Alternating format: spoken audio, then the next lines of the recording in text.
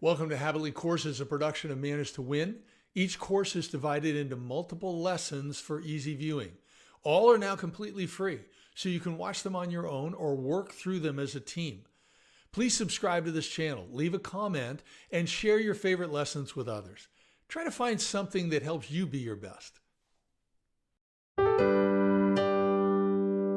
This is lesson 1, remote service standards. So let's dive right in. What I want to start with is, what are your company expectations? Now, you need to discuss this amongst yourselves, but in general, based on the experience that I've had working with hundreds of managed service providers over the years, past 10 years actually, and then also being part of the industry for 34 years, this is what I've learned. My company wants me to know before I'm talking with a client, working with them, what happened in the past. So I need to look at the documentation. I need to look at the notes. I need to know what service plan are they on with our company, okay? I mean, do they need an immediate call? Do they need a call over the weekend? Do they need a call at 2 a.m.? Or is something, this is, 9 to 5, or this is when we can get to it, that type of thing. Who are the key decision makers? What are their typical behaviors? Is this an angry client, a difficult client, or is this a really nice people? And, what do I need to be prepared for here? Are there any unique client expectations? In other words, do they have anything they expect from us that is unique? Is there a particular technology they have that they're looking for us to be super experts, gurus, or is there anything going on here that's unique? They have any old stuff, new stuff, whatever it might be? And what is their typical preferred resolution process? So this is what my company wants me to know about the client. I need to be informed before I get in and I'm going to deal with this. Now, why are they asking for help? Well, hey, this is job security, right? They can't do their work. So they're calling you because they have a problem. Something technically may be taking longer, or it's just broken, right? And the downtime is costing them money. They've got stress, they've got tech issues. That's not what they do at their core. So that's why they're calling you. That's what we like, okay? So their expectations, then we need to move from our company expectations. What are the client's expectations? Well, they want to feel like we understand them and we know what their needs are. So when we're jumping on the call, they're going to explain what their needs are. We're going to listen carefully. We're going to repeat back what their needs are to confirm we're understanding them correctly. When we feel we've understood all that, we want to say something along the lines of, okay, is there anything else that you think you might need today? Then we're going to confirm some type of process and expected time frame. Nobody wants to be put on hold. Okay, I'm going to put you on hold and then I'll be right back to you. Well, what's right back to you? That might be 15 minutes, 30 minutes. So, I'm going to put you on hold. If I'm going to be longer than 2 minutes, I'll be right back to you. So set an expectation, give them a time frame, confirm that's okay. Is it okay that I leave you for 2 minutes, then I'll be right back, or do you prefer that I call you back? Some people will prefer that I call them back. So I want to confirm what the schedule is and how I'm going to communicate with them. And then I'm going to ask for approval. Once I've got the information I need, then I'm going to ask for approval to begin the work. That's typically what we're going to do. Now, I want to go through some scenarios that you want to avoid. So I call these the not commandments. So you remember, Moses brought down the 10 commandments from the mountain, whether you want to picture Charlton Heston in the movie or whether you want to picture somebody else. But so we're going to talk about thou shalt not. It's almost like Gandalf, right? When he's talking to the Balrog, thou shalt not pass type of thing in the Lord of the Rings movie. Yeah, but we're going to talk about some things we never want to do because they can be offensive to the client, if not just simply unproductive. We never want to say, I'm busy, I don't know, I can't, or we never. Those are all negatives, okay? So you might, instead of I'm busy, you might say, well, I'm not available right now, but here is when I am available. Instead of saying, I don't know, say, well, I've got some ideas on what's wrong, but I need to confirm. Instead of I can't, we might say, well, I'm going to find out type of thing. And we never say we never. Say, well, that's not typically what we do. Why don't I look into that for you? That type of thing. Number two, talking down to, disrespectfully, or criticizing a client even after you get off a call. Why is it important not to put them down when you're off the call? They can't hear you. It's important because you start bad talking that client, somebody else in cubicle land near you is talking with another client and they hear you trash talking some other client and they're wondering, well, what's that guy saying about me when I get off the call? Okay. Other thing you want to be really careful here when you talk about talking down to or disrespectfully is tone of voice. People often ask me when we first meet, do you prefer Dave or David? And I say, I don't care. Dave, David, Russ, Russell, doesn't matter to me. All I care about is your tone of voice. I'm very sensitive to tone of voice. Number three, gossip or speak negatively of my peers, clients, or competitors. We just don't go there, okay? There's not going to be any value there, okay? Number four, argue, raise my voice with, or interrupt a client. Don't interrupt clients. Unless they're talking on and on and on and you have no choice, try to never interrupt a client. I have been on support calls where I have been interrupted by a support person, and it makes me furious. Like, wait a minute, I pay you for support and you're interrupting me? Who trained you? Okay. Don't use profanity or inappropriate language or jokes on the job. What if other people do? What if the client does? Is it okay for you to do it? No, because they're going to hold you to a different standard. Same thing goes with your peers, by the way. Number six, we are never dishonest. We may not be fully candid with all the information because it would be inappropriate at that moment to divulge that, or maybe even later, but we're never dishonest. Number seven, we never forget a promise that we make. Okay? If we promise to be back in 30 minutes, we're back in 30 minutes. I don't care whether you're setting an alarm on your phone, you're setting an alarm in your mail system, whatever you got to do, we make a promise, we follow through. Okay? We under-promise, over-deliver. That means we always follow up as promised. Number eight, violate common business etiquette. Now, one of the Charm School courses is business etiquette. You'll love it. By the way, it's the funniest course that we have. But we don't want to violate what is common business etiquette. Okay? The way you dress at home or when you're out partying with friends may not be appropriate in your workplace. So you need to understand what are the dress standards in our organization and then meet or exceed those standards. Number nine, fail to notify a client when I'm running late for a meeting. Now, I don't mean you call 1 minute before the meeting or 5 minutes after it's supposed to start and say, hey, I'm running late. No, you should be able to understand at least 15 minutes in advance if you're going to run late. So you notify them via a communication method that you know they will receive. You may have to text them, you may email them, you may call them, you may ask a coworker to call them and tell them you're running late. But you never fail to notify someone that you're running late because it negatively reflects on you and your company.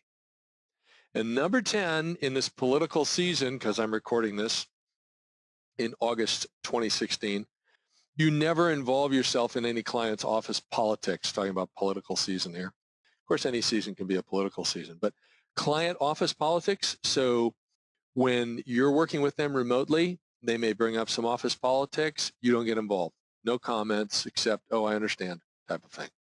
Now, let's take this a step further. The 10 thou shalt nots are mistakes you make.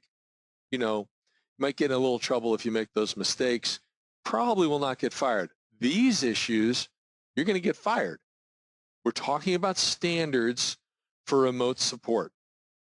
So I call these the 10 you did what commandments, because you can immediately lose your job when you do these. Number one, flirt with any employee of a client. I had a client one time, and he told me this story. He had a tech that they were in a meeting with their techs in the office, and this guy happened to share that he was a swinger. Now, by the way, this only happened recently, and I'm 59 years old, like 3 years ago. And I wasn't exactly sure what that meant. I wasn't familiar with the phrase. For those of you who are a little bit naive like me, a swinger is someone who, although they're married, they have an agreement with their spouse that they go out and have sex with other people. So, and this guy said, look, that's fine. You want to do that on your own time, but I don't want that discussed here in the office. So he got a call from a client on a Saturday morning, actually a call from a coworker on a Saturday morning who said, hey, so-and-so wants to talk with you. He's wondering if it's okay if you talk. It was a Saturday morning. He says, well, that's kind of odd. Guy never calls me on the weekend, but sure. So he patches him through and he says, hi, what's going on? They go through a few little details. And then he says, well, let me ask you, you never call me on a Saturday. What's up? I mean, I don't understand. What's going on? He said, well, you had your tech out here yesterday, Friday afternoon. And he says, yeah. Did he do okay? He said, well, yeah, he did the work fine, but I've got two 19-year-old or so receptionists, and he kind of flirted with them on the way in, and on the way out, he was flirting with them and saying, hey, you guys want to come over to my place, have some fun? Now, my wife will be asleep. She's 8 months pregnant, and we can have some fun. And it just was very inappropriate, and I don't want that happening on my property at my company type of thing. And my guy was livid. He immediately fired the guy, apologized to the client, said it'll never happen again. So what I'm talking about is don't flirt with an employee of a client. Be very careful. Number 2, view pornography or inappropriate material on a client's computer system. Now, that doesn't mean you can do it on your company PC either, okay? No, but you really cross the line when you do it on the client's PC. You'd probably get fired if you did it in many companies on a company PC. Number 3, fall asleep on the job. I have had someone report to me. They had a tech that went on-site, actually. Of course, these are on-site stories. But on-site, fell asleep in the lunchroom, snoring, and then billed the client for the time. Another guy fell asleep in his car in the company parking lot, parked near the entrance so other people saw him, and he billed the client for the time. Anyway, don't fall asleep on the job. In the office, we're doing remote standards here. Don't fall asleep. Number 4, directly or indirectly threaten a client or coworker. Very inappropriate. Number 5, do personal email or web surfing on billable time. Now, if you've got a break and it's an approved break and you're doing that and it's on an approved device, not a problem. But on billable time, totally inappropriate. Well, number 6, of course, we're talking about behaving dishonestly. If you're dishonest, then we can't trust you and you don't get to work here. Now, I'd be shocked if you discuss that within your company and they say, oh, no, you can be a little bit dishonest. We don't care. I don't think so. Number 7, do anything reckless or illegal on the job. Can't do that. Number 8, share an inappropriate amount of personal information with a client. You can decide what that might be. Number 9, share company confidential information with anybody. Peers, vendors, clients, family.